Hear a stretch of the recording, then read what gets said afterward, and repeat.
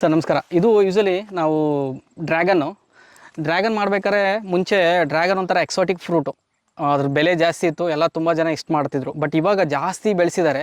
ಎಷ್ಟೋ ಜನ ಒಂಥರ ಡ್ರ್ಯಾಗನ್ನು ಟೊಮೊಟೊ ಬೆಳೆ ಥರ ಆಗಿದೆ ರೇಟು. ಇವಾಗ ಎಲ್ಲ ಕಡೆ ರೋಡಲ್ಲಿ 5 ರೂಪಾಯಿ 10 ರೂಪಾಯಿಗೂ ಕಾಯಿ ಕೇಳ್ತಾ ಇಲ್ಲ. ತುಂಬ ಎಕರೆಗಟ್ಟಲೆ ಮಾಡಿದವರು ಲಾಸ್ ಆಗಿದ್ದಾರೆ. ಯಾಕೆಂದರೆ ಇದ್ರದ್ದು ಖರ್ಚು ಜಾಸ್ತಿ ಆಗಿದೆ, ಅಂದರೆ ಇದ್ರ ಪ್ಲ್ಯಾಂಟೇಷನ್ ಎಲ್ಲ, ಅದ್ರ ಮೇಂಟೆನೆನ್ಸ್ ಇಲ್ಲ. ಬಟ್ ಫಸ್ಟ್ ಇನ್ಪುಟ್ ಕಾಸ್ಟ್ ಏನಿದೆಲ್ಲ, ಒನ್ ಟೈಮ್ ಕಾಸ್ಟು ತುಂಬ ಕಾಸ್ಟು. ಸೊ ಆಮೇಲೆ ಇದನ್ನ ಬೆಳೆ ಜಾಸ್ತಿ ಯಾರು ಅಂದರೆ ತುಂಬ ಜಾಸ್ತಿ ಬೆಳೆದು ಇದನ್ನು ಹಣ್ಣು ಯಾರು ಜಾಸ್ತಿ ಯೂಸ್ ಮಾಡ್ತಾ ಇಲ್ಲ, ಹಂಗಾಗಿ ಇದು ಲಾಸ್ ಆಗ್ತಾಯಿದೆ. ಇಷ್ಟು ಇದನ್ನು ಸ್ಟ್ರಕ್ಚರ್ ಮಾಡೋಕ್ಕೆ ಈ ಕಂಬ ಮ್ಯಾಲಿನ ಸ್ಟ್ರಕ್ಚರು ಅಂದರೆ ಕಮರ್ಷಿಯಲ್ ಮಾಡಿದವರು ಚೆನ್ನಾಗಿ ಮಾಡ್ಕೊತಾರೆ. ಈ ಗಿಡ ನಾಟೋದಕ್ಕೆ 400 ರೂಪಾಯಿ ಖರ್ಚಾಗುತ್ತೆ. ಒಂದು ಎಕರೆಯಲ್ಲಿ ಎಷ್ಟು ಗಿಡ ಆಗ್ತಾ ನನಗೆ ಗೊತ್ತಿಲ್ಲ, ಲಕ್ಷಾನುಗಟ್ಟಲೆ ಖರ್ಚಾಗುತ್ತೆ ಫಸ್ಟ್ ಟೈಮು. ಸೊ ಅದನ್ನು ನಾವು ಲಾಭ ಪಡಿಬೇಕಂದ್ರೆ 2-3 ವರ್ಷ ಆಗಬೇಕು, ಚೆನ್ನಾಗಿ ರೇಟ್ ಇದ್ದರೆ. ಇಲ್ಲ ಅಂದರೆ ಲಾಸ್ ಆಗುತ್ತೆ. ಬಟ್ ನಮ್ಮದೇನು ಒಂದು ಇಲ್ಲಿ ಮಾಡ್ಕೊಂಡಿದ್ದೀವಿ ಅಂದರೆ, ಈ ಥರ ಕಂಬ ಹಾಕಿ ಬೆಳೆಸೋದಕ್ಕಿಂತ ನಮ್ಮ ಹತ್ರ ನುಗ್ಗೆ ಇದೆ. ಈ ಥರ ದೊಡ್ಡ ದೊಡ್ಡ ನುಗ್ಗೆ ಗಿಡ ಆಗಿದೆ, 2-3 ವರ್ಷದ ಗಿಡ ಇದೆಲ್ಲ. ಸೊ ಈ ನುಗ್ಗೆ ಗಿಡಕ್ಕೆ ನೀವು ಈ ಥರ ಕಟಿಂಗ್ಸ್ ತಂದು ಈ ಥರ ನೀವು ಹಚ್ಬಿಟ್ರೆ ಇದು ಏನಾಗುತ್ತಲ್ವ, ಒಂದು 4 ಫೀಟುವರೆಗೂ ಇಟ್ಕೊಂಡು ನೀವು ಕಟ್ ಮಾಡಿದರೆ ಇಲ್ಲೇ ಅದು ಬೆಳೆಯುತ್ತೆ. ಇಲ್ಲೇ ನೀವು ಅದನ್ನು ಕಟಿಂಗ್ಸ್ ತಂದು ಹಿಂಗೆ ಇಟ್ಕೊಂಡ್ಬಿಟ್ರೆ ಇಲ್ಲೇ ಅಂಟ್ಕೊಳುತ್ತೆ. ಅದು ನೀವು ಇಲ್ಲೇ ಮೇಂಟೈನ್ ಮಾಡ್ಬೋದು. ಸೊ ನೀವು ಮೇಲೆ ನುಗ್ಗೆ ತಕ್ಕೋಬೋದು. ಇನ್ನೊಂದು ಇದಕ್ಕೂ ಆ್ಯಕ್ಚುಲಿ ಡ್ರ್ಯಾಗನ್ಗೂ ಬಿಸಿಲು ಬೇಕು ಜಾಸ್ತಿ, ಹಿಂಗೆ ನೆರಳಲ್ಲಿ ಅದು ಕಾಯಿ ಬಿಡೋಲ್ಲ. ಬಟ್ ಏನಂದರೆ ನಾವು ನುಗ್ಗೆ ಇಲ್ಲಿ ಇದೆಲ್ಲರಿಗೂ ಅಪ್ಲಿಕೇಬಲ್ ಆಗುತ್ತಲ್ಲ ಗೊತ್ತಿಲ್ಲ, ನಾವೇನು ಮಾಡ್ತೀವಿ ಅಂದರೆ ನುಗ್ಗೆ 2-3 ತಿಂಗಳಿಗೆ ಒಂದ್ಸಲ ಕಟ್ ಮಾಡಿಬಿಡ್ತೀವಿ. ಅದು ಬಡ್ಡಿ ಮಾತ್ರ ಇರುತ್ತೆ. ಹಂಗಾಗಿ ಅದು ಕಾಯಿ ಬಿಟ್ಟ ಟೈಮಲ್ಲಿ ನಾವು ಇದ್ರದ್ದು ಎಲೆ ಎಲ್ಲ ತಕ್ಕೊತೀವಿ. ಸೊ ನಮಗೆ ಜೀರೋ ಮೇಂಟೆನೆನ್ಸಿಂದ, ಅಂದರೆ ಏನೋ ಅದಕ್ಕೇನೋ ಖರ್ಚಿಲ್ಲದೆ ನಮಗೆ ಡ್ರ್ಯಾಗನ್ನು ಬೆಳೆಸ್ಕೋಬೋದು. ಇದು ನಮ್ಮ ಜಮೀನಲ್ಲಿ ಒಂದು ಪ್ರಯತ್ನ. ಅದು ಎಲ್ಲರಿಗೂ ವರ್ಕೌಟ್ ಆಗುತ್ತಿಲ್ಲ ಅಂತ ಗೊತ್ತಿಲ್ಲ. ಬಟ್ ಈ ಥರ ನಿಮ್ಮ ಹಳೇದು ಯಾವುದನ್ನ ಗಿಡ ಇದ್ದರೆ, ನುಗ್ಗೆ ಬೇರೆ ಬೇರೆ ಏನೋ ಮರ ಇದ್ದರೆ, ಅದು ನೀವು ಜಾಸ್ತಿ ಎಲೆ ಬಿಡಲ್ಲ ಅಂದರೆ ಈ ಥರ ಅದಕ್ಕೆ ನೀವು ಬೆಳೆಸ್ಕೋಬೋದು.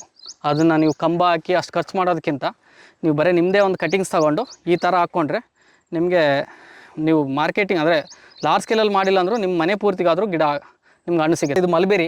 ನನ್ನ ಹತ್ರ ಬೆಂಗಳೂರಲ್ಲಿ ಒಂದೇ ಗಿಡ ಇತ್ತು. ಆ ಗಿಡ ಕಟಿಂಗ್ಸ್ ತಗೊಂಡು, ಇದೆಲ್ಲ ನಾಟಿ ಮಲ್ಬೇರಿ ಹಣ್ಣಿನ ವೆರೈಟಿ. ಇದು ಹಣ್ಣಿನ ವೆರೈಟಿ, ಇದು ಫ್ರೂಟು. ನಾವು ಈ ತರ ಬ್ಲ್ಯಾಕ್ ಕಲರ್ ಆದ್ಮೇಲೆ ತಿನ್ಬೋದು. ಆಕ್ಚುಲಿ ಪಕ್ಷಿಗಳಿಗೆ ತುಂಬಾ ಇಷ್ಟವಾದ. ಹೌದು, ಪಕ್ಷಿ ಆಯ್ತು, ಮತ್ತೆ ಇರುವೆ ಆಯ್ತು. ಇದು ನಾವು ಮಲ್ಬೇರಿನ ನಾವು ಪಕ್ಷಿಗಂತಾನೆ ಬಿಟ್ಟಿದೀವಿ, ನಾವು ತಿನ್ನೋದಕ್ಕಲ್ಲ. ಇಲ್ಲಿರೋ ಪ್ರಾಣಿ ಪಕ್ಷಿಗಳಿಗಂತಾನೆ ಬೆಳೆಸ್ತಾ ಇದೀವಿ. ನನ್ನ ಹತ್ರ ಒಂದು ಗಿಡ ಇತ್ತು. ಅದ್ರದ್ದು ರಕ್ತ ಬರುತ್ತಾ? ಇಲ್ಲ, ಅದು ಆಕ್ಚುಲಿ ಅದ್ರ ಜ್ಯೂಸ್. ಅದ್ರ ಜ್ಯೂಸ್ ಇಲ್ಲ ನಿಮ್ ರಕ್ತ ಅಲ್ಲ ಅದು. ಅದು ಆಕ್ಚುಲಿ ತುಂಬಾ ಆಂಟಿ ಆಕ್ಸಿಡೆಂಟ್ಸ್, ತುಂಬಾ ಒಳ್ಳೇದಿದು, ಹೆಲ್ತಿಗೆ ತುಂಬಾ ಒಳ್ಳೇದು. ಕ್ಯಾನ್ಸರ್ ಇರೋರು ಇದನ್ನ ತಿನ್ಬೇಕು. ಹೌದಾ, ಗೊತ್ತಿಲ್ಲ. ಬಟ್ ಇದು ತುಂಬಾ ಒಳ್ಳೆ ಗಿಡ, ತುಂಬಾ ಒಳ್ಳೆ ಹಣ್ಣು, ತುಂಬಾ ಮಕ್ಕಳೆಲ್ಲ ತುಂಬಾ ಲೈಕ್ ಮಾಡ್ತಾರೆ. ಮೆಡಿಕಲಿ ಪ್ರೂವ್ ಆಗಿದೆ ಅನ್ಸುತ್ತೆ ಸರ್ ಇದು. ತುಂಬಾ ಜನ ಹೇಳ್ತಾರೆ ಕ್ಯಾನ್ಸರ್ ಇರೋರು ಇದನ್ನ ತಿಂದ್ರೆ ಕ್ಯಾನ್ಸರ್ ಸೆಲ್ಸ್ ಸಾಯ್ತವೆ ಅಂತ. ಬಟ್ ತುಂಬಾ ರುಚಿ ಇರುತ್ತೆ. ನಾ ಆಕ್ಚುಲಿ ತೋಟಬಿಟ್ಟು ನೀವು ಎಕರೆಗಟ್ಟಲೆ ಬೆಳೆಸ್ತಾ ಅಲ್ಲ ಹಂಗನ್ಬಿಟ್ಟು ಎಲ್ಲಾರು ವಿಡಿಯೋ ನೋಡಿದವರು ಈ ಮಲ್ಬೇರಿ ತೋಟ ಇರುತ್ತಲ್ಲ, ಅವರು ಇದಕ್ಕೆ ಮಾಡಿರ್ತಾರೆ. ಅದು ಸಿಲ್ಕ್ ವಾರ್ಮ್ಸ್ ಮಾಡೋದು. ಅದು ಅದ್ರಲ್ಲೂ ಬಂದಿರ್ತವೆ. ಅದು ವೆಜಿಟೇಟಿವ್ ಆಗುತ್ತೆ, ವೆಜಿಟೇಟಿವ್ ಗ್ರೋತ್ ಅಷ್ಟೇ. ಹಣ್ಣು ತುಂಬಾ ಕಮ್ಮಿ ಬರುತ್ತೆ. ಅದ್ರಲ್ಲಿ ಬರೋ ಒಂದೆರಡನ್ನು ಕಿತ್ಕೊಂಡು ತಿನ್ಬಿಟ್ಟಿರ, ಆಮೇಲೆ ಕ್ಯಾನ್ಸರ್ ಒಳ್ಳೇದು ಅದು ಗೊತ್ತಿಲ್ಲ ಸರ್. ಅದ್ರಲ್ಲಿ ಕೆಮಿಕಲ್ ಹೊಡೆದಿರ್ತಾರೆ. ಹೌದು, 100% ಕೆಮಿಕಲ್ ಹೊಡೆದಿರ್ತಾರೆ. ಇಲ್ಲಿ ಆರ್ಗ್ಯಾನಿಕ್ ಆಗಿ ಬೆಳೆದಿದೀವಿ, ಹಂಗಾಗಿ ತಿನ್ಬೋದು. ಹೌದು. ನಿಮ್ಗೆ ಇದು ತುಂಬಾ ಸ್ವೀಟ್ ಇರುತ್ತೆ. ಅಂದ್ರೆ ಸ್ವೀಟ್ ಅನ್ನೋದಕ್ಕಿಂತ ಅದೊಂಥರ ಹುಳಿ ಸ್ವೀಟು, ತುಂಬಾ ಟೇಸ್ಟ್ ಇರುತ್ತೆ. ಮಕ್ಕಳು ತುಂಬಾ ಲೈಕ್ ಮಾಡ್ತಾರೆ. ಹೌದು, ಮೋಸ್ಟ್ಲಿ ಇಲ್ಲಿ ಈ ವಾತಾವರಣಕ್ಕೆ ಸ್ವಲ್ಪ ಸ್ವೀಟ್ ಜಾಸ್ತಿ. ಇದು ಬೇರೆ ಬೇರೆ ವೆರೈಟಿಗಳು ಬರ್ತವೆ. ಹೌದು, ಲಾಂಗ್ ವೆರೈಟಿ ಬರುತ್ತೆ. ಒಂದು ಹಿಮಾಲಯನ್ ವೆರೈಟಿ, ಒಂದು ಪಾಕಿಸ್ತಾನ. ಬಟ್ ನಾನು ಟ್ರೈ ಮಾಡಿದ್ದೀನಿ, ಅದು 250 ರೂಪಾಯಿ 350 ರೂಪಾಯಿ ಒಂದು ಗಿಡ. ಕೈ ಸುಟ್ಕೊಂಡಿದ್ದೀನಿ. ಈ ವಾತಾವರಣಕ್ಕೆ ಅದು ಸೆಟ್ ಆಗಿಲ್ಲ. ಇದು ತುಂಬಾ ಚೆನ್ನಾಗಿದೆ. ಆಮೇಲೆ ನಂದು ಇದು ಏನಿದೆಯಲ್ಲ, ನಾನು ಗಿಡ ಹಾಕ್ಕೊಂಡವ್ರಿಗೆ ಯಾರಿಗಾನ ಹೇಳ್ತಾ ಇದೀನಿ, ಇಷ್ಟು ಕಡ್ಡಿದೆಯಲ್ಲ, ಒಂದು ಕಣ್ಣು ಸುಮ್ಮನೆ ಇದು ನೀವು ಇಷ್ಟು ಕಟ್ ಮಾಡ್ಕೊಂಡು ಕೆಳಗಡೆ ಒಂದು ಸ್ವಲ್ಪ ಇದೇನಿರುತ್ತಲ್ಲ ಬಾರ್ಕ್ ತೆಗೆದ್ಬಿಟ್ಟು ಅಲ್ಲಿ ಸ್ವಲ್ಪ ಅಲೋವಿರಾ, ಅದೊಂಥರ ರೂಟ್ ಹಾರ್ಮೋನ್, ಅದನ್ನ ಹಾಕ್ಕೊಂಡು ಸುಮ್ಮನೆ ಮೇಲೆ ಒಂದು ಸ್ವಲ್ಪ ಎಣ್ಣೆ ಹಾಕಿ ನೆಲದಲ್ಲಿ ಇಟ್ಬಿಟ್ರೆ 1 ತಿಂಗಳಲ್ಲಿ ನಿಮಗೆ ಚಿಗುರು ಬರುತ್ತೆ. ಒಂದು 6 ತಿಂಗಳಲ್ಲಿ ಇಷ್ಟು ಬರಲಿಲ್ಲ ಅಂದರೂ ನಿಮಗೆ ಇದು 1 ವರ್ಷದ ಗಿಡ. 1 ವರ್ಷದಲ್ಲಿ ಇಷ್ಟು ದೊಡ್ಡ ಗಿಡ ಆಗುತ್ತೆ. ಇದು ನೀವು ಪಾಟಿಂಗ್ ಮನೆಯಲ್ಲಿ ಆಗುತ್ತೆ. ನಿಮ್ಗೆ ಎಷ್ಟೋ ಸ್ವಲ್ಪ ಚಿಕ್ಕ ಜಾಗ.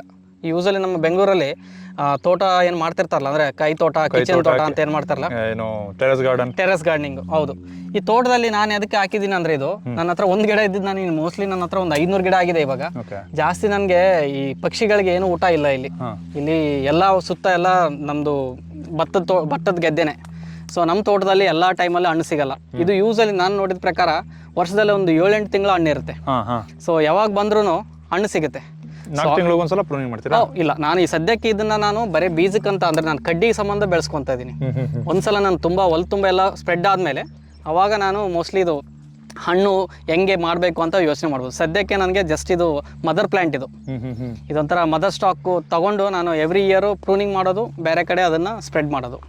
ನೋಡಿ ಹಣ್ಣೊಳಗೆ ಈ ರೀತಿ ಕಂಟೆಂಟ್ ಇರುತ್ತೆ. ಹೌದು ಹೌದು. ನಿಮ್ಮ ಬೆಳ್ಳೆ ಕಟಾವಾಗಿದೆ ಅನ್ನೋ ರಕ್ತ ಆಚೆ ಬಂತೇನೋ ಅನ್ನೋ ಥರ. ಹೌದು. ಇಲ್ಲ ಸರ್, ಹೇಳ್ತಾನಲ್ಲ, ಇಲ್ಲಿ ಯಾವ ವಾತಾವರಣಕ್ಕೆ ಏನು ಸೆಟ್ ಆಗುತ್ತೆ ಅಂತ ನಾವು ಸ್ವಲ್ಪ ಅದ್ರ ಬಗ್ಗೆ ಯೋಚನೆ ಮಾಡಿದರೆ ಇಲ್ಲಿ ಎಲ್ಲನೂ ಬೆಳೆಯುತ್ತೆ. ಎಷ್ಟಿದೆ ಇದು ಮಲ್ಬೆರಿ ಪ್ಲಾಂಟ್ಸು? ಸರ್ ನನ್ನ ಹತ್ರ ಒಂದು 500 ಇರ್ಬೋದು ಇವಾಗ ಕಡ್ಡಿ. ಅಂದರೆ ಚಿಕ್ಕದು 6 ತಿಂಗಳದ್ದು ಇದೆ, 3 ತಿಂಗಳದ್ದು ಇದೆ, 1 ತಿಂಗಳದ್ದು ಇದೆ, 1 ವರ್ಷದ್ದು ಇದೆ, ಎಲ್ಲ ಸೇರಿ ಒಂದು 500 ಗಿಡ ಇದೆ. ಬಟ್ ಈ ಥರ ದೊಡ್ಡ ಸೈಜ್ ಆಗಿದ್ದ ಗಿಡ ಒಂದು 100 ಗಿಡ ಇರ್ಬೋದು. ಸಕ್ಕತ್ತಾಗಿದೆ. ಬನ್ನಿ ಸರ್. ಹೌದು, ನಿಮ್ದು ಹಣ್ಣಿನ ತೋಟ. ಹೌದು. ಅಲ್ಲೋದ್ರೆ ಪಕ್ಕಕ್ಕೆ ಬಂದರೆ ದಾಳಿಂಬೆ ಸಿಗುತ್ತೆ. ದಾಳಿಂಬೆ ಇದೆ. ಅದ್ರ ಪಕ್ಕ ಬಂದರೆ ನುಗ್ಗೆ ಇದೆ. ಅಲ್ಲ, ಅದ್ರ ಪಕ್ಕ ನುಗ್ಗೆ ಅಲ್ಲ, ನುಗ್ಗೆ ತಿನ್ನಕ್ಕಾಗಲ್ಲ. ಪೊಮಗ್ರೆಂಟ್ ಇದೆ. ಇದು ಪೊಮಗ್ರೆಂಟ್ ಅಲ್ಲ, ಇದೆ ಅದು ಡ್ರ್ಯಾಗನ್. ಡ್ರ್ಯಾಗನ್ ಅಲ್ಲ, ಡ್ರ್ಯಾಗನ್. ಮೋಸಂಬಿ. ಸೀಬೆ ಇದೆ. ಸೀಬೆ ಇದೆ. ಹೌದು, ಸೀಬೆ ಇದೆ. ಇಲ್ಲ ಸೀಬೆ ಇದೆ. ಸೀಬೆ ಇದೆ. ಅದ್ರ ಪಕ್ಕ ಬಂದರೆ ಆ ಸೈಡ್ ಹೋದ್ರೆ ಇದಿದೆ, ಸೀತಾಫಲ. ಸೀತಾಫಲ. ಸೀತಾಫಲ ಇದೆ. ಆಮೇಲೆ ಆರೆಂಜ್ ಇದೆ, ಆರೆಂಜಸ್ ಇದೆ, ಮತ್ತೆ ಜಾಕ್ ಫ್ರೂಟ್ ಇದೆ, ಮತ್ತೆ ನಮ್ದು ಡ್ರ್ಯಾಗನ್ ಇದೆ, ಮ್ಯಾಂಗೋ ಇದೆ. ಇದರಲ್ಲಿ 90% ಎಲ್ಲ ಹಣ್ಣಿನ ಗಿಡಗಳೇ. ನೀವು ವರ್ಷದ 12 ತಿಂಗಳಲ್ಲೂ ಯಾವ ಟೈಮಲ್ಲಿ ಬಂದರೂ ಯಾವುದೋ ಒಂದು ಹಣ್ಣು ಸಿಗುತ್ತೆ ನಿಮ್ಗೆ ತಿನ್ನೋದಕ್ಕೆ. ಓಕೆ.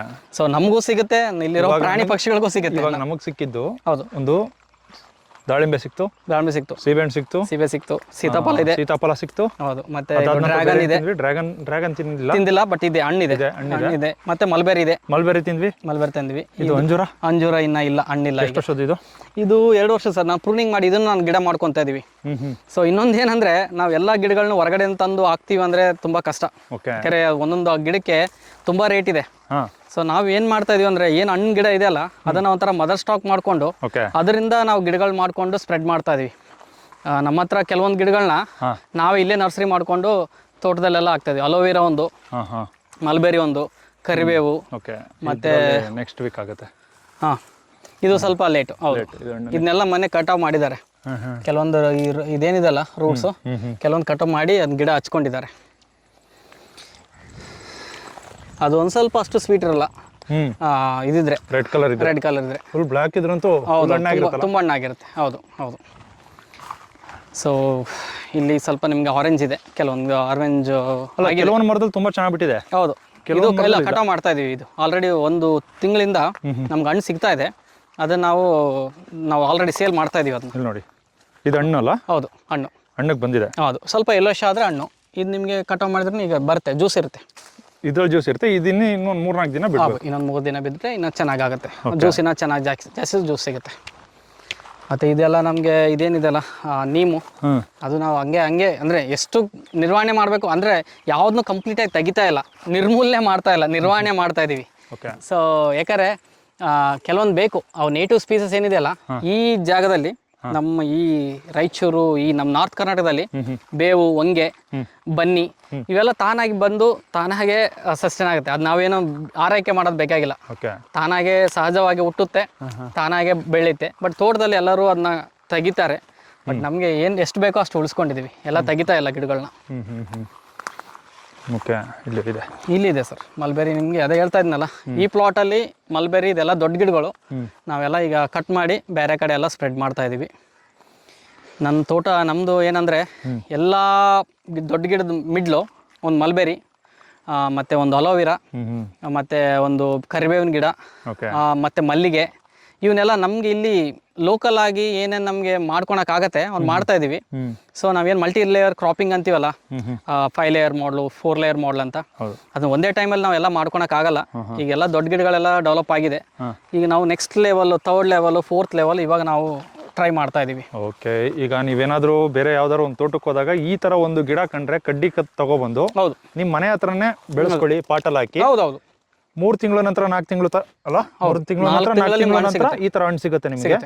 ಹಣ್ಣು ರುಚಿಯಾಗೂ ಇರುತ್ತೆ ಮತ್ತೆ ಆರೋಗ್ಯಕ್ಕೂ ಒಳ್ಳೇದು. ಹೌದು, ಮಕ್ಕಳು ತುಂಬಾ ಇಷ್ಟಪಡ್ತಾರೆ ಅಂತ ಹೇಳ್ತಾ ಈ ಒಂದು ವಿಡಿಯೋ ಮುಗಿಸೋಣ.